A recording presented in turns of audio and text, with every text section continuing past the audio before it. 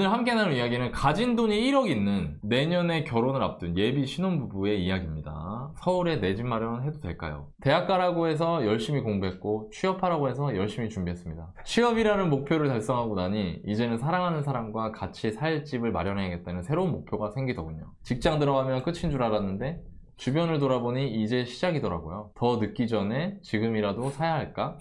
일단 남들처럼 전세로 시작할까? INFJ 모범생 똑순이 내년 봄에 결혼을 앞둔 예비 신부님을 만나보려 합니다. 가진 돈은 종잣돈 1억, 내년 봄 결혼 앞둔 예비 신혼부부입니다. 주변에서 첫 집이 제일 중요하다, 집 사려고 마음 먹은 것만 1년, 여전히 확신이 없어서 망설이고 있습니다. 관심 있는 곳은 서울 강서구 혹은 은평구입니다. 1억으로 서울 내 집 마련할 수 있을까요? 아니면 전월세 살면서 돈을 더 모아볼까요? 저는 어릴 때부터 모범생 그 자체였어요. 어른들이 대학 가라고 하니 공부했고 좋은 회사 가라고 하니 열심히 취업 준비했습니다. 시키는 대로 따라했고 인생에서 정말 열심히 살았던 시기를 보냈습니다. 지금 남자친구도 같은 직장에서 만났고요. 5년 연애 끝에 이제는 쭉 함께 하기로 했습니다. 하지만 최근 들어 아쉬운 점이 있습니다. 둘 다 공기업에 다녀서 안정적인 직장을 다니고 있지만 연봉이 현저히 적어요. 한 달 실수령이 200만원 후반대입니다. 주변 대기업 간 친구들 보면 현타 안 올 수가 없더라고요. 난 분명 열심히 살아온 것 같은데 모아놓은 돈도 부족하고 집도 없다니 결국엔 출발이 늦었다는 조급한 마음이 생겼습니다. 연애는 즐거우면 되지만 결혼은 현실이잖아요. 남친은 우리 남들처럼 전세로 시작하자. 저는 일단 집은 사야 되지 않을까? 였습니다. 어렸을 때 집에 빨간 딱지 붙은 적이 있는데 그때 저희 가족이 다 쫓겨났었거든요.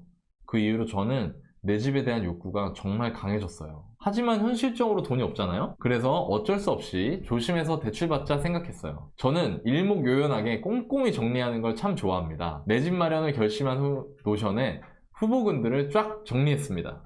네.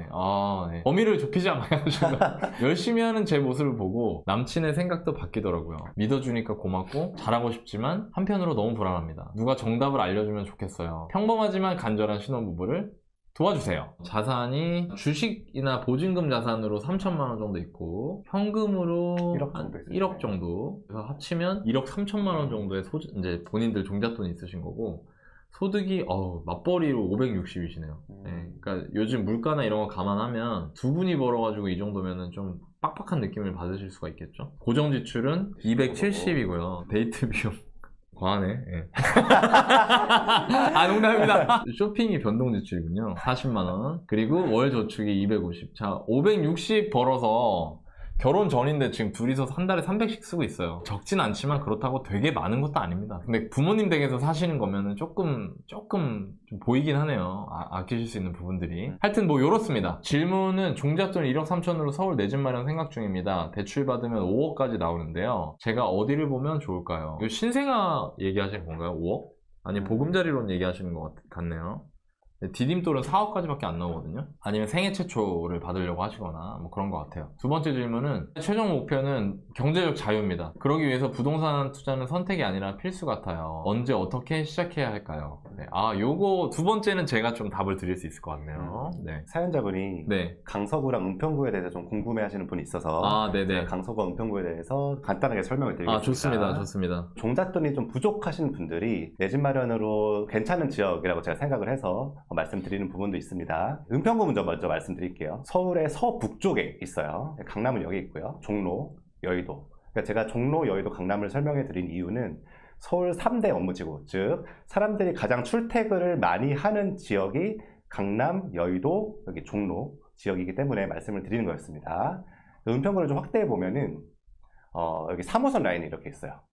3호선 라인 주변에 초록색깔 보이세요? 여기 등구선 있고 여기가 이제 북한산이에요. 그리고 여기 백년산이 있습니다. 3호선 라인이 이렇게 지나가고 지도만 한번 보시면 여러분들이 상상을 할 수 있을 거예요. 3호선 라인을 우리가 이제 걸어가고 있으면 그 양옆에 언덕이 이렇게 심하고 그 언덕 위에 아파트가 좀 위치해 있는 그런 모습을 여러분들이 상상할 수 있을 거예요. 아무리 신축이어도 언덕 굉장히 위에 있으면 좀 힘들 수도 있겠다. 이런 생각을 할 수 있는 거죠. 은평구를 보시면 수색 증산이라는 지역이 있거든요. 근데 여기는 평지예요. 여기 뉴타운이 이렇게 형성이 되어 있는데 여기는 이제 최근에 지어진 지역이기 때문에 좀 종잣돈이 좀 부족하신 분들은 접근하기가 좀 어려울 수 있어요. 새 아파트가 좀 많기 때문에 가격대가 좀 높거든요. 그래서 제가 말씀드린 부분은 은평구 구도심 중심으로 말씀을 드릴게요. 3호선 라인 중에 가장 그 서울 중심부에 가까운 지역이 여기 녹번입니다. 20평대를 보면은 한 10억대, 한 9억대 후반 정도 신축 아파트가 형성돼 있습니다. 여기가 저층이 4층 위로 올라가면 10억 5천 이상으로 높아지게 돼 있습니다. 그래서 은평구에서 제일 좋은 지역의 신축 아파트가 뉴타운을 제외하고는 한 10억 5천 정도 중층 이렇게 형성돼 있다. 여기가 대장 아파트거든요. 구축 아파트를 보시면은 조금 쌉니다. 전용 5구 기준으로 20평대가 5억 7천 정도, 5억 8천 정도 형성돼 있습니다. 신축과 구축의 가격 차이가 한 5억 정도 나는 그런 상황이에요. 이 정도로 은평구를 좀 말씀을 드리고요. 또 은평구가 6호선도 지나가는데 6호선은 업무지구 접근성이 조금 좋지 않습니다. 그래서 은평구를 보실 때는 교통인 3호선이 강남과 종로를 동시에 지나가거든요. 그러니까 3호선 라인으로 출퇴근을 하는 수요가 굉장히 많기 때문에 은평구에 내 집 마련하실 분들은 3호선 라인 위주로 보시면 도움이 되실 것 같아요. 네, 그리고 강서구를 한 번 더 볼게요. 은평구 밑에 강서구가 서울에서 가장 서쪽에 위치해 있어요. 강서구의 특징이 은평구는 언덕이 굉장히 많다고 말씀드렸잖아요. 근데 강서구는 거의 평지입니다. 평지를 상상해 보면은 그 유모차를 끌고 다니시는 그런 신혼부부나 젊은 분들이 굉장히 많겠죠. 아이 키우기 굉장히 좋은 지역이고요. 강서구를 좀 확대해 보면은 또 지하철 노선이 굉장히 많이 지나가요. 뭐 9호선도 여기 금색으로 지나가고 5호선 보라색깔도 지나가고 뭐 공항철도도 지나가고 많은 노선이 지나가는데 강서구에서 가장 핵심 노선은 9호선이에요. 그 이유가 뭐냐면은 여의도와 강남을 한 번에 갈 수 있기 때문이에요. 그럼 5호선도 여의도를 지나가지만 강남을 지나가지 않기 때문에 9호선에 비해서는 선호도가 조금 떨어지는 게 사실입니다. 강서구를 생각해보면 가장 핵심 지역이 여러분들이 잘 아시는 마곡이라는 지역이에요. 마곡이 여기 가운데 위치해 있는데 마곡이 좋은 이유는 물론 연식도 좋지만 여기 회색깔 보이세요? 여기 마곡 일반산업단지라고 해서 LG 사이언스 파크도 있고 일자리가 굉장히 많습니다. 그러니까 지금도 일자리가 많은데 계속해서 일자리가 들어오고 있거든요. 그러니까 여기 저녁 때 가보시면 사람들이 엄청 많아요. 평일에도. 그러니까 일하는 사람들이 뭐 집에 가기 조금 좀 아쉬운 분들이 뭐 주변 상권도 잘 돼 있어요. 상권에서 또 맥주도 마시고 또 저녁도 먹고 그러니까 이런 사람들이 빠글빠글한 지역입니다. 그래서 마곡에서 가장 선호하는 아파트가 여기 마곡나루역 근처에 그런 신축 아파트인데 전용 5구 기준으로 마곡 힐스테이트가 한 12억 정도 또 마곡 8단지도 한 12억 정도로 형성돼 있어요. 그러니까 제가 드리고 싶은 말씀은 은평구와 마곡이 약간 서울에서는 외곽 지역인데도 불구하고 대장 아파트들이 가격 차이가 나는 이유는 즉 강서구가 조금 더 비싼 이유는 땅의 가치가 높기 때문이에요. 그러니까 강서구를 찾는 사람이 은평구보다는 조금 더 많고 강서구 계속 일자리가 늘어나고 있기 때문에 계속해서 찾는 사람이 많아진다고 저는 생각하고 있습니다. 그래서 사연자분께서 강서구와 은평구를 고민하시고 가격대가 좀 비슷한 아파트가 있다면은 강서구를 조금 더 주의 깊게 보시면 좋다고 저는 생각을 합니다. 그 업무지구의 중요성, 즉 은평구와 강서구 또 다른 서울 지역에서 업무지구를 가지고 있느냐 가지고 있지 않느냐에 따라서 아파트 가격이 좀 차이가 있다라는 걸 말씀을 드리고 만약에 업무지구가 없는 지역도 일자리로 갈 수 있는 지하철 노선이 있는지 없는지 사람들이 가장 찾는 지역, 사람들이 좋아하는 지역을 미리 가야 된다.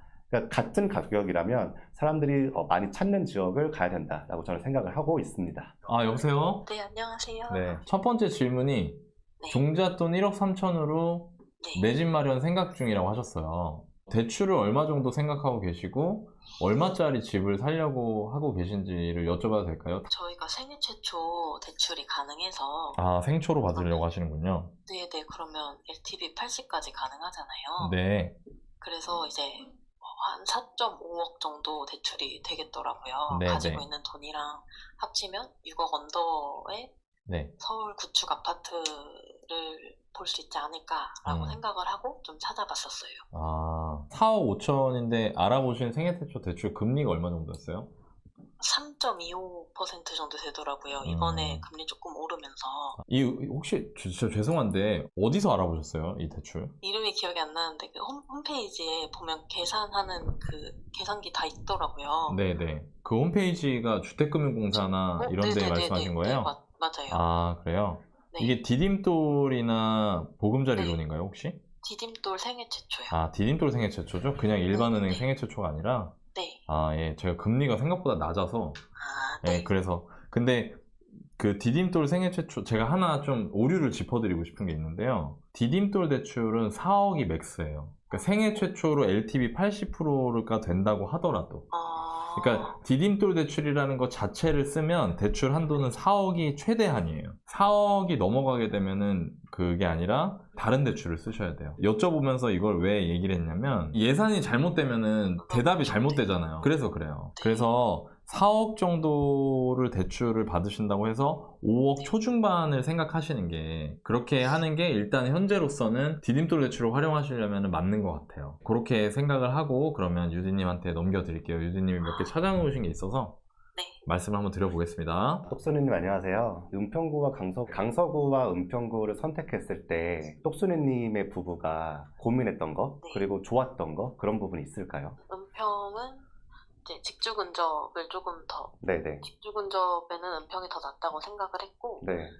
강서구는 저희가 둘 다 부동산 통해서 이제 직접 다 가서 봤었는데 네네. 주변 환경들이 좀 잘 조성이 돼 있더라고요. 맞아요. 부호선 네. 라인이기도 하고 네네. 그러다 보니까 네. 강남이든 어디 여기저기 다니기도 괜찮고 네네. 해서 조금 사람들이 선호하는 곳은 이쪽일 강서구 쪽일 것 같다라는 네네. 생각이 들었어요. 와, 저 똑순이님 공부를 너무 잘하신 것 같아요. 공부 열심히 하셨네. 네, 너무 열심히 하신 것 같아요. 제가 그 이유를 좀 말씀을 드리자면 어떤 선택을 할 때는 내가 얻을 수 있는 것과 내가 감수해야 될 것을 구분하고 내가 감수해야 될 것보다 얻을 수 있는 게 더 많으면 그 방향으로 저는 선택을 하는 게 맞다고 생각하거든요. 은평구는 똑순이님이 말씀하신 대로 3호선 라인이 있기 때문에 남편분의 회사, 그러니까 일산을 한 번에 갈 수 있고 3호선을 타고 또 종로도 한 번에 갈 수 있어요. 그러니까 출퇴근이 편한 거죠. 네. 그에 비해서 조금 감수해야 될 것은 강서구에 비해서 자산 증식은 좀 속도가 느릴 수 있어요. 강서구를 사람들이 조금 더 좋아하는 편이 있기 때문에. 근데 그에 비해서 강서구에 거주하시면은 출퇴근이 조금 시간이 더 걸릴 수 있어요. 하지만 자산의 가치는 강서구가 조금 더 크기 때문에 똑수리님이 지금 내 집 마련하시고 나중에 갈아타기나 뭐 투자도 생각하고 계시잖아요. 그 방향에서 강서구가 좀 유리할 수 있어요. 근데 이거는 저희가 무자르듯이 딱 이거 하세요 라고 정답을 드릴 수가 없는 게 사람마다 성격이 다 다르잖아요. 또 방향성도 다르고 남편분과 얘기를 또 하셔야 되는 부분이 있기 때문에 감수해야 될 것과 내가 얻을 수 있는 것들. 지금 목소리가 굉장히 점점 작아지시는데 어려우시죠, 똑수리님? 네. 이게 투자면은 좀 명확하게 말씀을 드릴 수 있거든요. 네. 근데 내 집 마련이시잖아요. 네. 그러니까 자산의 가치를 뛰어넘는 두 분의 행복이 있을 수 있기 때문이에요. 네. 맞아. 그러니까 두 분의 삶의 질도 있을 수 있고 두 분이 뭐 자산 가치로는 살짝 좀 아쉬울 수 있지만 또 몸도 더 편하게 출퇴근할 수 있고 그런 부분이 있기 때문에 그런 저희가 판단할 수 없는 부분을 무자르듯이 말씀을 드릴 수가 없는 이유가 있기 때문이에요. 아니면은 은평구 또는 강서구에서 한번 출퇴근을 해보세요, 아침에. 그러면 명확해지실 수 있어요. 좋은 생각이다. 네. 여기까지 듣고 네. 그러면 이런 거는 어떤가요? 물어보고 싶으시거나 이런 건 없어요? 제가 사실 지금 본가가 회사랑 좀 많이 멀어서 네. 사실 직주 근접이 되는 곳에 가고 싶다는 생각이 요즘 몸이 좀 힘들다 보니까 더 커지긴 했는데 이게 머리는 계속 그래도 다른 사람들이 더 좋아할 만한 곳을 사는 게 맞다라는 생각이 계속 한 곳에서는 계속 들긴 하거든요. 네. 근데 이제 저나 남자친구 둘 다 회사가 강남이랑은 아예 멀다 보니까 근데 보통은 다들 강남과 가깝고 좀 강남을 가기 쉬운 곳을 위주로 생각을 하시잖아요, 다들. 네. 그래서 그 중심을 이제 도심으로 광화문이나 뭐 이쪽으로 잡고 보려고 하는데 사람들이 선호하는 곳을요. 네, 꼭 이제 강남이 가깝지 않아도 투자로서의 가치가 있을지 이런 것도 좀 궁금해요. 상승장 되면은 벌어질 거예요. 당연히. 그거는 당연해요, 사실. 네. 그리고 강서구 같은 경우에는 제가 예전 방송에서도 말했고 유디님이 아까 설명을 잘 해줬는데 없던 게 생기거든요. 은평구는 그대로 똑같이 사이클만 타는 거예요. 상승장, 하락장 이렇게. 뭐 네, 없던 게 생기고 이런 게 네, 없어요. 그죠? 다녀보니까 더 알겠더라고요. 제가 사람도 뭔 말하는지 많고. 알죠? 그죠? 네네, 너무 알아요. 네. 근데 거기는 일단은 제가 옛날에 강서구에 살았어요. 아, 투자 초창기 때. 제가 네. 그때 임대료가 싸고 그래갖고 돈 아끼려고 이제 저 거기 살아서 잘 아는데 네. 그게 원래 논밭이었거든요, 마곡이.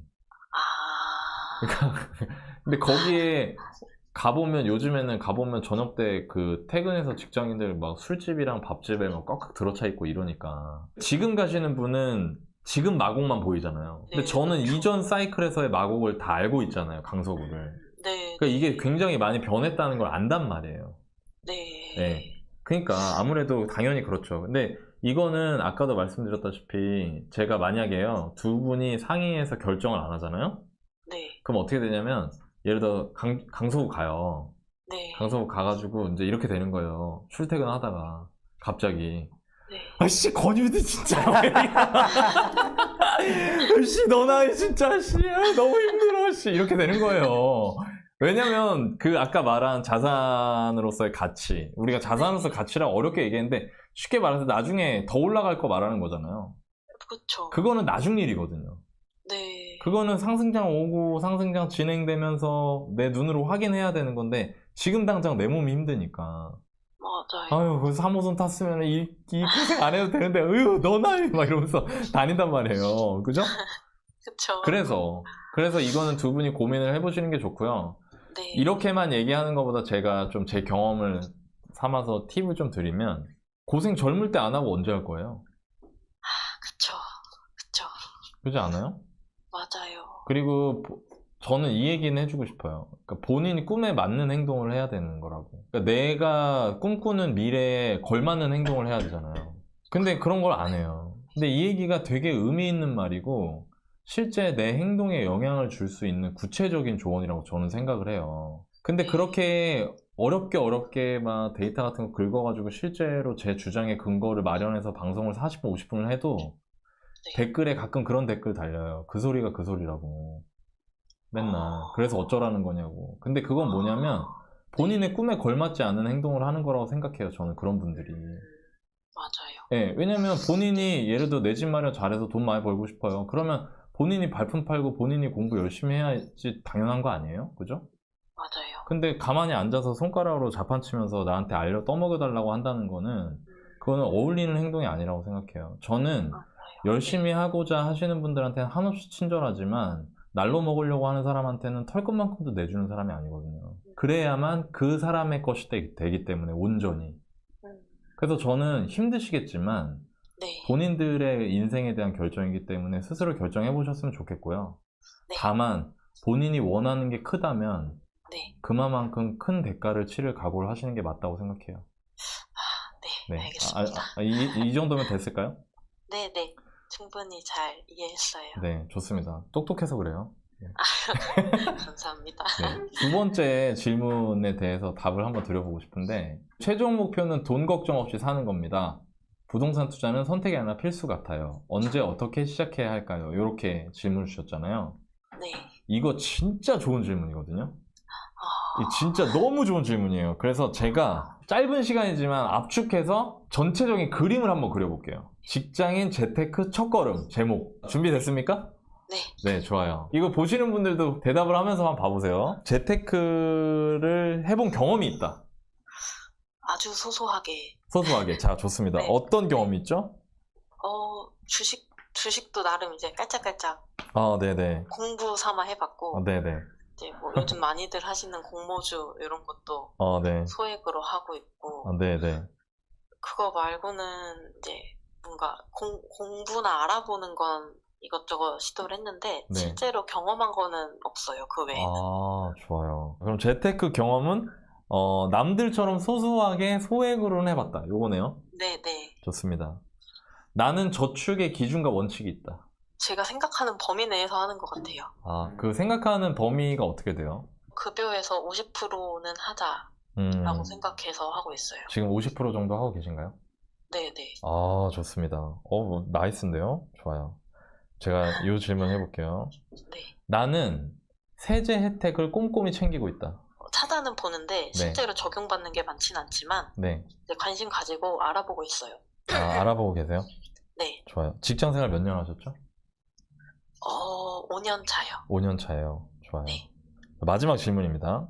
정해놓고 재테크 공부를 하는 시간이 있다. 짧아도 괜찮아요? 그럼요. 네, 하루에 30분씩 정도는 하는 것 같아요. 아, 좋아요. 그걸 기록하고 계신가요? 네, 노션을 좋아하는 편이라. 아, 네. 그쵸. 네. 정리의 여왕이니까, 그죠? 네.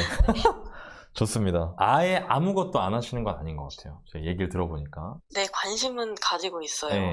근데 지금 약간 헤매고 있는 것 같아요. 네. 그러니까 확신이 없어서 약간 네. 발 하나 걸쳐놓은 느낌이라고 해야 되나? 맞아요, 맞아요. 맞나요? 네. 네, 지금 딱 그 정도거든요. 뭐 아예 관심이 없는 분들은 뭐 저축의 기준과 원칙도 없고요. 소액으로도 해본 적도 없고요. 공부를 정해놓고 하지도 않고 다 그래요. 네, 근데 일단은 거기서는 한 단계 위로 올라오셨어요. 네. 그래서 일단 그거는 제가 잘했다고 말씀을 드리고 싶어요. 네, 네. 잘했어요. 그런데 네, 감사합니다. 그런데 이 페이스대로라면 본인의 최종 목표에 도달하기는 어려울 것 같아요. 그게 고민이에요. 그죠? 저도 계속, 네. 좋아요. 그럼 제가 간단하게 말씀을 좀 드려볼게요. 저 직장생활 13년 했거든요. 27부터 39까지. 네. 그래서 저도 직장생활을 너무 잘 이해하고 있어요. 네. 이 직장인들, 이 사람들이 돈 버는 과정이 있어요. 자산가 되는 과정. 단 한 명의 예외도 없어요. 이 과정에 무조건. 자, 첫 번째 소득, 두 번째 지출, 세 번째 저축, 네 번째 투자 혹은 사업이에요. 여기서 벗어나서 부자가 될 수 있는 방법이 있을까요? 이거 말고 다른 방법으로. 아니요. 없습니다. 없어요. 네. 무조건 이거예요. 네. 자, 그럼 1단계가 뭐예요? 소득이죠? 네. 자, 소득이 크면 유리할까요? 적으면 유리할까요? 당연히. 클수록 유리해요. 좋아요. 그럼 이제 메타인지를 돌려봅시다. 본인은 소득에서 유리하다고 생각해요? 불리하다고 생각해요? 불리하다고 생각해요. 그죠? 본인의 네. 가장 큰 어려움 중에 하나가 내가 왜 대기업 안 갔을까 이거잖아요. 네. 그죠? 그러면 소득에서는 일단 불리해. 두 번째, 지출. 지출은 어떤 것 같아요? 아까 본인이 50% 정도의 원칙을 갖고 있다고 했잖아요. 네. 이거를 내가 잘했나 못했나를 제가 딱 그 판단할 수 있는 방법을 알려드릴게요. 엄마랑 아빠랑 같이 사는데 네. 좀 아쉽다라는 마음이 들면은 네. 아쉬운 맞아요. 거고요. 네. 더 모을 수 있었는데 라는 생각이 들면 일단 여기도 조금 아쉬운 거예요. 어때요? 네. 본인은? 더 모을 수 있었는데 라는 네. 생각이 먼저 들어요. 그죠? 네. 그럼 일단 여기 두 번째 라운드에서도 약간 불리한 거예요, 지금. 자, 그 결과가 저축인 거죠. 그 결과가 저축이고 두 분이 1억 초반의 종잣돈을 갖게 된 거예요. 그 이후로. 네. 그죠? 네. 물론 적은 돈 절대 아니지만 본인이 생각하기엔 아쉬운 정도인 거죠. 네. 그죠? 네. 자, 그러면 봐봐요. 지금 근데 본인은 어디에 관심이 많냐면 투자에 관심이 있는 거예요. 네. 자, 마지막 단계에 관심이 있어요. 그럼 뭐부터 해야 될까요, 지금? 우리? 소득을 늘리던가 지출을 그렇죠. 줄이던가. 왜 이렇게 똑똑해? 소름 끼쳤어, 지금. 보통 투자를 더 잘해야 됩니다, 이러거든요. 네, 근데 단계가 순서상 어디를 먼저 해야 되는 거예요? 1단계부터. 그렇죠. 그거부터 네. 할 수 있는 게 뭔지를 찾아봐야 된다는 거예요. 네. 이게 너무 중요한 거예요. 네. 그러면 여기서부터 고민을 해봤으면 좋겠어요. 첫 번째. 이직할까? 쉽지는 않을 것 같아요. 물론 그렇죠. 그러니까 제 얘기는 네. 뭐냐면 이직하라고 강요하는 것도 아니에요. 그러니까 뭐냐면 네. 이직을 할 수 있을 수도 있다라는 생각은 한 번쯤 해볼 수 있다는 거죠. 이 구조를 네. 짜놓고 이렇게 내려다보면. 근데 만약에 그게 아니다. 네. 나는 이 직장이 주는 이 안정감이 훨씬 더 큰 가치를 가진다. 이 직장이 주는 워라밸이 훨씬 큰 가치를 가진다. 만약에 본인한테. 네. 그러면 2단계로 넘어가야 돼요. 그럼 뭘 해야 돼요, 이제? 지출을 줄이고 저축을 늘려요. 그렇죠. 그걸 먼저 네. 해야 돼요. 네. 그런데 이 과정에서 제가 세제 혜택 얘기를 했잖아요. 네. 세제 혜택 같은 거 누릴 수 있는 것들이 있거든요. 네. 본인이 아직 그걸 잘 모르고 있다. 네. 직장 생활을 5년을 했는데 아직 네. 그 세제 혜택 세팅이 잘 안 돼 있다. 그러면은 투자 공부보다 이 앞전을 먼저 해야 되는 단계인 거예요, 본인이. 네. 이게 먼저 딱 닦아놓고 가야 되지 않을까요? 그죠? 맞아요. 네. 그냥 제가 이 얘기 왜 하냐면 제가 얼마 전에 재테크 기초반이나 강의를 만들었는데 처음에 네. 그런 생각을 했어요. 이 강의 누가 들을까? 이 정도는 다 하고 있지 않을까? 아, 연금저축 하지 않을까? IRP 퇴직연금 계좌 활용하지 않을까? 세제 혜택? ISA 계좌 같은 거 본인들 기준 가지고 만들고 안 만들고 다 알아서 잘하고 있지 않을까? 요즘 친구들 엄청 똑똑한데 아니더라고요. 통장 관리도 못 하더라고요. 자기 통장에 저 신용카드 몇 개가 빨대가 꽂혀 있는지도 모르고요. 자기 신용카드의 결제일이 언젠지도 모르더라고요. 근데 다 저한테 와서 이거 집 사요, 이거 주식 사요 이러고 있는 거예요. 근데 그거는 뭐랑 비슷하냐면 그냥 모래에다가 성 쌓아놓은 거랑 비슷하거든요. 네. 이게 무너져요, 나중에 그게. 네. 그래서 저는 그 말씀을 드리고 싶어요. 무조건 아끼라는 게 아니에요. 네. 우리 일단 순서를 짜놓고 앞에서부터 차근차근 정비해 나가자 이거예요. 네.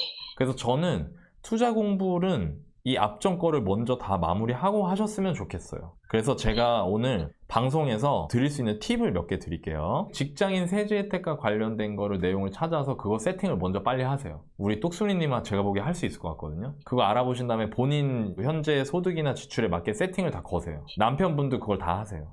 예비 신랑분도. 자, 그 다음에 저축률을 재조정을 좀 해보세요. 그냥 막연히 50% 이렇게 하지 마시고요. 네. 내가 이 정도 모으고 싶다. 그러니까 거꾸로 와야 돼요. 매년 저축액 목표를 먼저 정하시고 그거에 부합하는 저축률을 정하세요. 이거 재테크 기초반에서 하는 얘기 중에 일부예요, 지금. 네, 알겠습니다. 그렇게 해서 세팅을 먼저 하시고요. 그게 끝나고 나면 주식책이랑 부동산 책 중에 그냥 많이 알려지고 사람들이 많이 읽은 책들을 한 3권 정도씩만 사보세요. 그리고 그 책을 읽으면서 나는 주식 투자할지 부동산 투자를 할지를 정해보세요. 그 다음에 투자를 매진해 나가는 거예요, 거기에다가. 본인은 어떻게 하면 좋을 것 같아요, 이 얘기 듣고? 저는 사실 그냥 평소에는 그렇게 사치하거나 돈을 많이 쓰진 않는다라고 생각하면서 살았거든요. 네. 근데 이제 오늘 이제 방송으로 표를 보면서 이제 해주시는 말씀 들으니까 내가 원하는 목표에 비해서 소비를 좀 많이 하고 있었던 것 같다라는 생각도 들어서 저축을 늘리고 지출을 줄이는 거에 조금 더 초점을 맞춰야 지금 단계에서는 더 맞는 것 같아요. 너무 멋있습니다. 똑순이님은 진짜 똑똑순이네. 네, 네. 그렇게 하고 나서 나중에 이제 내가 세팅이 다 되고 투자를 어떤 쪽에 투자에 관심을 가지고 공부를 해나가야겠다라는 생각이 좀 들면 네. 똑같이 하루에 30분을 투자해도 그 왜 돋보기로 햇빛 이렇게 해갖고 빛을 모으면 종이가 타잖아요. 네. 그것처럼 집중이 되는 거예요. 그러니까 지금 하루에 30분씩 하는데 이런 식으로 30분씩 1년, 2년 해봤자 1, 2년 뒤에 달라질 게 없어요. 네. 왜냐면 중구난방으로 내가 뜬구름을 잡고 있기 때문에 지금. 그리고 네, 그렇게 뭘 해야 될지 잘 모르겠는 그렇죠. 상태거든요. 그건 거예요. 네. 그래서 제가 그 네. 얘기를 한 거고 그렇게 했는데 이제 이 다음부터 내가 실전 투자 같은 걸 하고 싶은데 너무 어렵다. 네. 너무 무섭다. 네. 그러면 그때 강의 같은 거 그때 들어봐도 돼요. 그때가 되면 다시 월급쟁이 부자들로 사연 보내주시거나 아니면 저희 월부닷컴 있잖아요. 네네. 월부닷컴에서 또 다른 사람들한테 물어보기도 하시고 하면서 하나씩 조금씩 천천히 해보시면 좋을 것 같습니다. 오늘 어떠셨어요? 지금 말씀해주신 이 단계별에 대해서는 생각을 아예 못 해봤던 부분이거든요. 이제 네. 처음에 유니님 말씀해주신 것처럼 어디를 사야 되나 이것만 생각하고 있다가 좀 네. 더 본질적인 부분을 다뤄주신 것 같아서 네. 기초를 먼저 탄탄하게 해서 무너지지 않는 모래성을 만들어야 되겠다라는 네. 생각을 좀 하게 된 것 같아요. 아, 좋습니다. 제가 공무원이었거든요. 맞아. 네. 근데 저는 똑순이님보다도 수입이 훨씬 낮았어요. 저는 2014년에 공직을 시작해서 이제 올해 2월에 이제 퇴직을 했는데 저는 2014년, 그러니까 10년 전이죠. 10년 전에 제 월급이 100만 원 단위였어요. 네, 근데 그럼에도 불구하고 지출이 많은 편은 아니어서 그 돈은 그래도 어느 정도 모았었는데 제가 월급에 들어와서 막 보험도 막 해지하고 너나이님한테 배우고 지출도 막 줄이고 그러면서 성장을 했거든요. 똑순이님 그 처음에 공기업 취업하셨을 때 공부하시기까지 되게 힘드셨죠. 네. 근데 합격하니까 그 힘든 그런 기억들이 많이 미화되잖아요. 없어지잖아요. 맞아요. 네, 지금도 저는 똑같을 거라고 저는 생각을 해요. 제가 무슨 말씀을 드리고자 하냐면은 아까 그 내 집 마련 지역을 선택할 때 강서구에 하면은 자산을 더 빨리, 그러니까 더 많이 오를 걸 알고 있었지만 네. 막상 내 눈앞에 닥친 게 출퇴근이 힘든 거니까 네. 출퇴근이 더 쉬운 은평구를 선택하실 수도 있다고 말씀을 해주셨잖아요. 네. 근데 그게 아직 방향성이 안 잡힌 거고요. 네. 지금 강서구를 선택하시면 그 출퇴근이 힘든 게 나중에 이제 자산 증식이 되면은 네. 다 잊혀질 수도 있을 것 같아요. 아, 그 길의 첫 번째 방향이 방금 너나이님께서 말씀해주신 뭐 세제 혜택을 받는 그런 방향성, 그런 것들을 찾아보고 실행하는 거라고 저는 생각하거든요. 네. 그래서 똑소님 잘하실 수 있고 똑소님도 저는 할 수 있다고 저는 생각을 합니다. 네, 감사합니다. 네, 앞으로도 응원할게요. 네, 감사합니다. 네, 고생 많으셨습니다. 네, 감사합니다. 네. 네. 유디님이 아주 참 좋은 사람이네.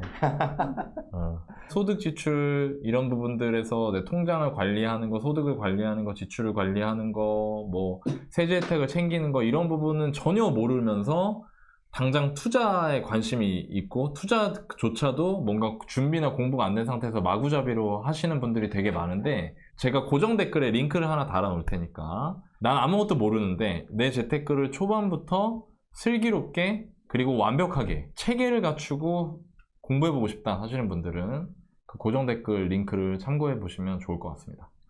자, 저와 같이 공부할 수 있는 기회들이 있을 수 있으니까 저와 같이 뭐 질문 주고 비공개 라이브도 하고 이런 자리를 만들려고 하는데 고정 댓글에 안내를 해놓을 테니까 네. 여러분들 많이 참여해 주시면 좋을 것 같고요. 번디들과 함께하는 오늘 함께 나눌 이야기 시간입니다. 빨리 해. 서울 구축 투자, 지방 신축 내 집 마련 어떤 선택을 해야 할까요? 인구 감소, 양극화. 앞으로 격차는 계속 벌어진다고 하니까요. 한평생 지방에 살고 있었는데 서울에 기회가 몰린다고 하니 이제 투자를 시작해야 되나? 서울 투자, 부산 내 집 마련. 서울과 부산 집값 분위기, 차이점 전부 알려드릴게요. 안녕하세요. 가족과 행복한 인생을 보내고 싶은 30대 중반 부산 새내기 신랑입니다. 얼마 전까지는 무조건 부산 집 사야지 생각했어요. 당연히 저는 부산에 살고 있으니까요. 하지만 요즘은 좀 혼란스럽습니다. 인구, 직장, 수요 모두 앞서 있는 서울. 이런 분들 진짜 많아. 10년, 20년 뒤엔 더 오를 것 같아요. 서울, 부산 어디에 집 사야 할까요? 한 달에 80% 정도 모으고 있어요. 와, 다행히 저랑 아내 둘 다 무력이 없어요. 결혼 1주년 기념 여행을 서울 임장을 다녀올 정도로 잘 맞습니다. 사고 싶은 거 생기면 장바구니에 담아놓고 며칠 고민해서 사고 있고요. 신혼 때도 자취할 때 쓰던 가구를 들고 살림만 합친 정도라 돈이 많이 안 들었어요. 이렇게 저와 딱 맞는 아내를 만나서 행복합니다. 하지만 우리가 딱 한 가지 갈리는 게 있어요. 2년 다가올 때마다 재계약, 이사 스트레스에 우리 집이 아니다 보니 함부로 집을 못 쓰기도 하고요. 코로나 시기에 집값 올라가는 걸 보고 집 한 채가 정말 중요하겠구나 생각이 들었습니다. 그래서 준신축 입지 좋은 곳에 대출 좀 받더라도 내 집 마련하고 싶었어요. 하지만 아내의 생각은 좀 달라요. 요즘 지방 소멸, 양극화 이야기가 많이 들리잖아요. 아내는 서울의 기회가 계속 올 거라고 생각해요. 서울 구축 아파트라도 투자하고 부산에서 전월세 살면서 돈을 불리자고 해요. 하지만 너나이님이 구해줘 월급에서 알려주셨던 매수 우위 지수, 미분양 물량을 보니까요. 지금 부산은 시기가 딱 좋은 것 같아서 내 집 마련 쪽에 계속 마음이 갑니다. 하지만 내 집 마련, 투자 모두 상관없이 저에게 중요한 것은 딱 한 가지입니다. 내 사람들이 돈 때문에 힘들지 않았으면 좋겠어요. 차라리 제가 힘들고 말죠. 돈 걱정 없이 부모님, 아내, 아이가 하고 싶은 걸 다 했으면 좋겠습니다. 이렇게 용기 내어 사연 쓴 순간이 10년 뒤 인생의 터닝포인트가 되길 바랍니다. 간절한 마음 담아 사연 보냅니다. 일단 자산이 부동산, 주식, 개인 연금저축까지 합해서 2억 6,500이 있고요. 현금이 1억이 있어요. 그래서 가용자산이 3억 6천 정도 있으신 것 같아요. 와, 소득이 880이에요 둘이. 와, 진짜 많으시고. 근데 300도 안 쓰네. 저축이 610만 원이에요. 와, 이거 뭐 그냥 제일 좋은 걸 사십시오. 정말 부산에서 제일 좋은 거 사도 될 것 같은데요. 네, 농담이 아니라. 첫 번째 질문은 저에게 3억의 종잣돈이 있습니다. 서울에 투자하고 부산에 전월세 살까요? 아니면 입지 좋은 준신축 부산에 내 집 마련할까요? 어쨌든 도시 간의 격차는 벌어질 텐데 어떤 선택을 해야 좋은 결과물로 돌아올까요? 두 번째는 부산은 제2의 수도라고 불리잖아요. 그럼에도 서울과 부산은 많이 다를까요? 지방에서는 구축이 리스크가 있을지, 서울 지방 어떤 차이점이 있을지 궁금합니다. 안녕하세요. 예, 안녕하세요. 이제 부산에 실거주를 마련할지 전월세를 유지하면서 서울 수도권에 내 집 마련을 할지 여기서 계속 갈팡질팡하고 있거든요. 아, 그렇게 생각하신 이유가 어떤 거예요? 서울 수도권이 이제 자산 가치라고 생각했을 때 장기적으로는 부산보다는 나을 곳이라고 판단했고, 반대로 부산을 실거주할까 이제 생각했던 거는 통계 자료나 이런 거 봤을 때 모든 게 지금 최악인 상태라서 이때가 사기 좋은 시기가 아닐까 이런 생각을 해서 고민하고 있습니다. 아, 네, 좋습니다. 직장 위치는 어디세요? 부산 내에서? 아내가 서부산 쪽이고요. 저는 이제 동해선을 이용하거나 가끔 자차 이용하는데 울산 쪽입니다. 아, 거의 부산에 붙어있는 울산이거든요. 그럼 네네. 완전 먼 건 아니네. 네, 맞아요. 부동산 공부를 얼마나 하셨어요? 기간으로 따지면 한 네. 2년 되는 것 같은데 와, 3억의 종잣돈으로 이제 서울 구축 투자를 생각하고 계신데, 서울 구축과 이제 부산에 있는 아파트의 차이점이 좀 뭐라고 생각하세요? 땅 가치가 확실히 다르다고 보거든요. 직장도 많고 하니까 어떻게든 살아야 되는 사람이 있다라고 생각하면 부산은 그거에 비해 좀 부족하다고 생각해요. 그렇게 생각하실 수 있는데, 제가 부산의 아파트를 좀 한 개 보여드릴게요. 그 부산이 이제 해운대구를 제일 좋아하잖아요, 사람들이. 동부 올림픽타운이라는 아파트 아세요? 아, 네, 알고 네. 있어요. 그 동부 올림픽타운이 10년 전에 거의 한 3억대였어요, 30평대가. 근데 21년에 10억이 넘어갑니다. 이게 99년식 구축이거든요. 근데 이제 3배가 오른 거예요. 부산이 땅이 좋은 지역은 구축도 이 정도로 오른다, 구축도 10억까지 오른다라는 걸 말씀드리고 싶었고, 네. 부동산을 대할 때 퉁쳐서 보면 안 돼요. 서울은 다 좋아, 지방은 다 안 좋아, 지방은 다 서울보다 가치가 떨어져가 아니라, 서울도 서울 내에서는 지방보다 가치가 떨어질 수 있고, 부산 내에서는 또 어느 동네에는 서울보다 가치가 더 좋을 수 있어. 즉 단지 대 단지로 공부를 통해서 가치를 판단하는 연습이 중요하거든요. 그래서 잘한다. 네, 저는 저는- 잘하네. 뷰를 일단 가지시면 좋을 것 같아요. 결국에 이거거든요. 서울이 용이라고 치면은 또 부산이 뱀이거든요. 그래서 용의 꼬리를 살 건지 뱀의 머리를 살 건지를 선택을 하시는 거예요. 그래서 3억 정도로 투자할 수 있는 지역은 서울에서 조금 선호도가 떨어지는 지역일 확률이 높거든요. 근데 부산에서 3억 플러스 대출을 통해서 내 집 마련을 한다면은 부산에서 가장 좋은 걸 살 수 있어요. 저희가 생각한 대출 수준으로는 네. 조금 돈이 모자라지 않을까, 약간 아, 대출을 얼마 정도 생각하셨어요? 육아휴직이나 이런 거 다 고려했을 때 네네. 한 4억 정도가 전혀 무리 없다라고 판단을 했거든요. 근데 육아휴직을 하시면은 그래도 1년 동안도 급여가 나오고 이런 게 있으신가요? 네, 맞아요. 그러면은 그냥 대가 보수적으로 아내분의 소득이 300만 원에서 100만 원으로 줄어든다고 해볼게요. 그러면 저축도 지금 600만 원 하고 계시니까 400만 원 정도 저축을 하실 수 있다고 가정을 해도 저는 여유 있게 4억은 넘게 대출을 받을 수 있다고 생각을 해요. 그러고도 100만 원 이상 저축을 할 수 있어요. 제가 이 말씀을 드리는 이유가 있어요. 일단 지금 시장은 지방이 엄청 쉬워요. 근데 수도권은 약간 어려워요. 왜냐면 좀 오른 지역도 있고 덜 오른 지역도 있거든요. 그래서 판단하기 좀 어려울 수 있어요. 근데 또 반전인 게 지방은 살만한 단지를 찾기에는 수도권보다는 좀 어려울 수 있어요. 왜냐면 지방은 잘 골라야 되니까. 네, 맞아요. 또 지방은 또 수요가 적어진 동네는 피할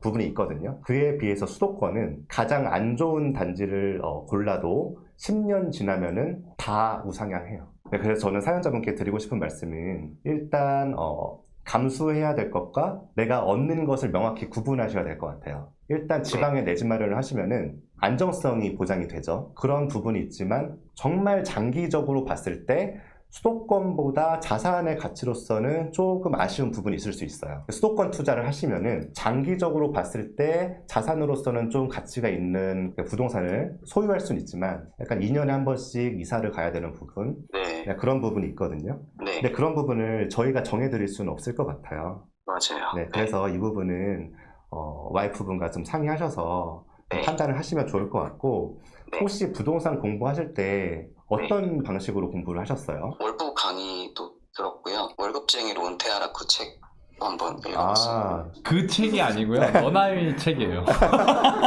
월부 강의 중에 어떤 강의 들어보셨어요? 내 집 마련 교반이랑 아. 열반 이렇게 아, 들어왔었어요. 그러셨구나. 확실히 생각이 좀 다르다. 아, 그래서 어쩐지 좀 다르시다고 생각이 들었고, 그러면 내 집 마련 기초반에서 단지 어떻게 고르시는지 배우셨잖아요. 네. 내가 어떤 단지를 할 수 있는지 부산에서 한번 취합을 해보세요. 그리고 네. 나서 사람들이 가장 좋아하는 단지가 어디일지 생각을 해보시면 좋겠어요. 왜냐면 지금 저는 부산이 굉장히 싸다고 생각합니다. 부산에서 제일 좋은 단지도 저는 할 수 있다고 생각해요. 물론 LCT나 이런 단지 빼고 가장 좋은 호재는 기존 가격보다 떨어진 가격인 상황이 가장 좋은 호재거든요. 그러니까 너무너무 좋은 상황이에요. 지금 부산이 2, 3억씩 다 빠져 있어요. 인구 이런 것 때문에 걱정돼요? 그런 그렇죠. 스텝 바이 스텝님 입장에서는 본인이 어쨌든 열심히 모아가지고 종잣돈 3억 이상을 30대 중반 넘어가지고 겨우겨우 이 돈을 만들었는데 이거 잘 쓰고 싶잖아요. 너무 당연한 거잖아요, 그거는. 네네네. 그러니까 저는 그런 것 같아요. 그러면 여기 있는 아파트 가격이 다 떨어질까요? 한번 우리가 걱정하는 상황을 생각을 해보는 거예요. 인구가 줄고 내 주변에 친구들도 많이 빠져나가고 저 운동 가르쳐주는 친구도 부산 친구거든요. 네네. 그 친구들이 다 부산에 없어요. 부산 갈 일이 부모님 보러 갈 때 말고 없다는 거예요. 부산에 일자리 너무 없어서 걱정이라고 그런 얘기를 해서 제가 이런 걸 알고 있어요. 지방분들이 이런 두려움을 갖고 있다는 거예요. 근데 되게 재밌는 게 부산에 그러면은 사람들이 아예 다 없어질 거냐는 얘기예요. 그리고 또 하나 부산은 조금 달라요. 부산에 관광객이 많아요. 근데 되게 재밌는 게 우리가 일본 얘기 많이 하잖아요. 네네. 일본에서도 관광객이 많은 지역의 부동산은 가격 하락폭이 훨씬 적었거나 가격이 거의 안 빠졌어요. 버블 이후에도. 그리고 양양이라고 들어보셨나요? 난리 났잖아요. 최근 몇 년 네. 동안. 양양 부동산 어떻게 됐을 것 같아요? 뭐 사람이 많이 몰리니까 네. 뭐 임대료나 뭐 월세 이런 것도 올랐을 것 같아요. 네, 임대료나 월세가 올라가면 매매가 어떻게 됐을까요? 같이 따라 올라가요. 그렇죠. 네. 네. 그러니까 이런 걸 좀 볼 줄 알아야 되거든요. 그러니까 부산에 사시는 분들은 줄어들잖아요. 네네. 그러니까 두렵단 말이에요. 근데 거기에서 상시 인구가 줄어드냐? 거기 상시 인구 여름에 해운대 가면은 몇 터지잖아요. 네, 맞아요. 그죠? 자, 이 얘기가 뭐냐면, 그럼 근데 뭐 노노현님 그 사람들 놀러 오는 사람들인데 부동산이랑 무슨 상관이 있습니까? 이러거든요. 자, 보세요. 부산에 부자 많아요, 적어요? 많아요. 많죠? 네. 도대체 어디서 돈 버는 것 같아요? 모르겠어요. 그죠? 그 사람들 네. 다 사업하는 사람들이에요. 자영업하는 사람들. 다 해운대에서 가게하고 이런 사람들이란 말이에요. 네네. 그럼 그 사람들이 부산을 떠날까요? 안 떠나요. 그럼 그 사람들은 어디 살까요? 구축 아파트 살까요? 좋은 곳 신축 살고 싶어 할 것 같아요. 막 무슨 뭐 해운대 땡땡 2차 이런 데 살지 않을까요? 네네네. 그죠? 네. 무슨 센텀 무슨 땡땡 네. 3차 막 이런 거 살지 않을까요? 제가 이걸 얘기해 주고 싶어요. 지금 본인의 메타인지 잘 돌려야 되는데 3억 중반의 종잣돈이 있어요. 그러면 큰 방향은 수도권에 투자하고 지방에 월세 사는 거 나쁘지 않아요. 근데 이걸 좀 디테일하게 보면 3억을 가지고 서울에 살 수 있는 게 뭐가 있지를 보면 조금 아쉬워요. 좋은 건 어려우니까. 맞아요. 네. 네, 그리고 본인도 공부해서 알겠지만 본인이 기회 한번 놓친 거 알고 있죠? 작년 말, 올해 초, 아니면 재작년 말, 그 작년 초 이때 3억이면 성동구에 있는 새 것도 살 수 있었어요, 아파트. 지금은 일단 아니잖아요, 그죠? 맞아요. 그럼 내가 지금 3억으로 살 수 있는 게 몇 개가 있을 거란 말이에요? 본인이 공부를 했으니까 몇 개 알고 있잖아요, 그죠? 네. 네. 그러면 걔랑 비교했을 때 뭐가 나을까를 판단할 수 있는 부산 애들을 빨리 찾아봐야 돼요. 근데 부산에서 지금 거의 대장급 아파트들도 본인이 매수를 할 수가 있다고요. 부산에서 손에 꼽는 아파트들도. 네 어디 사노 했을 때 나 여기 산다 하면은 막 좀 사네 막 이런 소리 들을 만한 아파트들 있잖아요. 부산 사람들 네. 아파트 관심 많잖아요, 솔직히. 맞아요. 네. 그죠? 이 아파트 이름 들으면 다 알잖아요. 네네. 그런 아파트도 본인이 지금 살 수 있다니까. 근데 본인 몇 살이죠, 지금? 지금 36살이요. 36세 서울 사람이 서울에서 사람들이 나 어디 산다 얘기하면 알만한 아파트 살 수 있을 것 같아요, 지금? 아니에요. 네. 그렇다니까요. 즉, 무슨 얘기냐면, 부산은 부자가 많아요. 그런 관광도시로서의 특성이 있기 때문에. 일자리가 없어도. 그러나 그 부자는 소수예요, 확실히. 근로소득으로 돈을 많이 벌고 이런 사람들은 많기가 어려워요. 서울처럼 직장이 없으니까. 네. 근데 부자가 많아, 이상하게. 그 사람들이 사는 아파트가 구축이겠어요? 아니면 최신축 좋은 거 대단지 이런 거겠어요? 최신축 대단지. 그럼 그런 데는 기회가 있다는 거예요. 이거는 진짜 투자 안 해본 사람은 절대 이런 디테일 몰라요. 왜냐면 사람들은 단순화하고 싶거든요. 지방은 안 돼, 서울은 좋아, 이렇게. 왜냐면 내가 고민하고 생각할 에너지가 없잖아. 내가 생업이 바쁘니까. 근데 저 같은 사람들은 제 돈이랑 제 모가지를 걸고 한 거잖아요, 여기다가. 네네. 파고 또 파고 들어간단 말이에요. 그래서 내린 결론은 지방 도시의 주요 아파트들은 진짜 좋은 기회들이 많다고 생각해요. 그리고 그 반증이 36살 먹은 성실한 청년이 그 부산에서 5손가락 안에 드는 아파트 84제곱미터 아파트를 매수를 할까 말까 고민을 할 수 있는 시기라 이거예요. 그 증거가. 그리고 제가 이렇게 얘기해주고 싶어요. 본인 3억 5천 있어요. 네. 여기에다 그래 무리하는 거 싫으니까 딱 4억만 대출 받는다 쳐요. 네. 그럼 7억 5천으로 전용 84제곱미터 살 수 있는 거 수두룩 빽빽이에요. 맞아요. 그리고 그거 본인이 어떻게 솎아내는지 그 중에 뭐가 더 나은지를 결정하는 방법을 내 집 마련 기초반에서 다 배웠죠.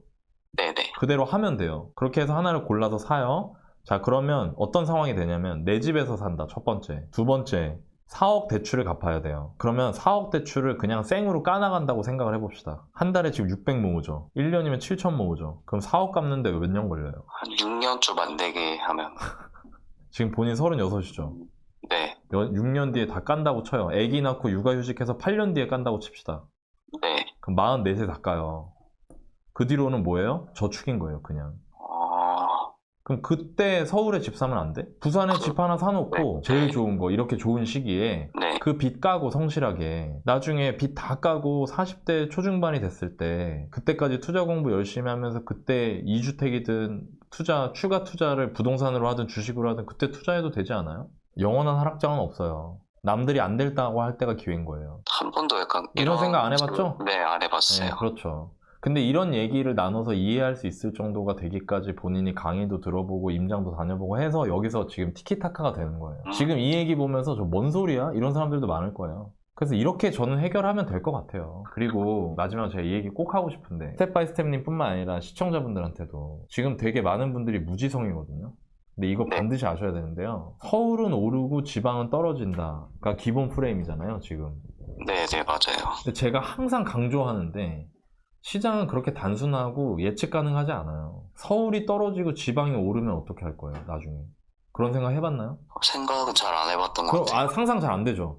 네. 근데 그럴 수도 있어요. 그건 아무도 확신할 수 없어요. 그래서 미래에 대한 예측보단 내가 지금 할 수 있는 걸 하는 게 좋아요. 저는 그렇게 얘기를 하고 싶어요. 아파트 잘 찾아보실 수 있죠? 제가 강의 때 다 가르쳐 드렸죠? 네네. 네, 내가 살 수 있는 거 중에 제일 좋은 거는 나만 좋아하는 게 아니라 남들도 좋아하는 거. 내 집 마련 잘 하셨으면 좋겠습니다. 제 상황 대비해서 그렇게까지 가능할 거라고는 생각을 못 했거든요. 아, 그랬구나. 좀 새롭게 좀 알게 된 것 같아요. 대출을 내봤나요? 그냥 신용대출만 내보고요. 이거는 제가 형이잖아요, 그죠? 제가 동생 같다고 생각해서 얘기할게요. 대출 너무 무서워하지 마세요. 대출 우습게 보지도 말고. 알겠습니다. 네. 근데 너무 무섭게 보면, 너무 네. 과하게 보면, 쉽게 말하면 내가 충분히 타고 올라갈 수 있는 사다리인데, 네. 내가 겁이 나서 그 사다리 타본 적이 없어서 내 등치에 안 맞는 코딱지만한 사다리에 집어갖고 와갖고 힘들게 올라가는 거예요. 그거를 형들이 경험을 해보고 얘기를 해준 거라고 생각하면 돼요. 겁낼 필요 없다. 이렇게 네. 돈 벌고 이렇게 아끼면 얼마든지 컨트롤 할 수 있어요. 알겠습니다. 아시겠죠? 네. 마지막으로 하고 싶은 얘기 있나요? 강의랑 이렇게 너의 영상을 많이 봤었거든요. 아, 제 영상이요? 네. 아, 내적 친밀감 있으시겠네, 나한테. 네. 네. 뭐 방송이라서 님이라는데 보통 그냥 아내랑 있을 땐 형이라고 하는데 아, 지금도 해도 돼. 막 가끔 힘들 때도 보이시던데 이렇게 아. 진심으로 하시는 게 느껴져가지고 도움 받고 있는 사람도 있다라고 알아주셨으면 좋겠습니다. 내가 좀 힘들어 보일 때가 있어요? 그냥 가끔 그럴 때 있는 것 같더라고요. 아, 여기 눈물 날 것 같네. 고맙네. 고맙습니다. 혹시나 또 모르잖아요. 제가 어디 여행 가거나 하면 꼭 구독자분들이나 알아보시는 분들이 있는데, 네. 진짜 부산에 1년에 한 번 정도 가거든요? 네네. 부산에 가서 만약에 길에서 만나면 꼭 아는 척 해주세요. 네, 그땐 형이라고 하겠습니다. 아, 예. 아, 고맙습니다. 저와는 내적 친밀감이 많이 없으신가요? 나랑 비교 좀 하지 마. 한 4년 하고 비교해야지, 야. 내 집 마련 하셔서 행복하게 사셨으면 좋겠습니다. 셀리 고생 많으셨어요. 고맙습니다. 네. 아, 네. 선을 보여주네. 네. 너 은근히 뒤끝 있다. 아, 죄송해요. 제가 좀 소심해서. 너 왜 이렇게 뒤끝이 있어? 그럼 안 돼. 끄고 얘기하는 거야. 아, 죄송합니다. 알겠지? 네. 아니, 유디님이 되게 좋은 사람이거든요. 진짜 좋은 사람이에요. 좋은 사람인데, 약간, 여러분들 좀 유디님 응원 좀 해주세요. 그리고 제가 라이브에서는 이렇게 떠들지, 제가 영상 올라온 거 보니까 제가 얘기한 거 많이 잘라냈더라고요. 유디님이 되게 많이 알려드리니까, 유디님도 많이 좋아해 주셨으면 좋겠습니다. 네.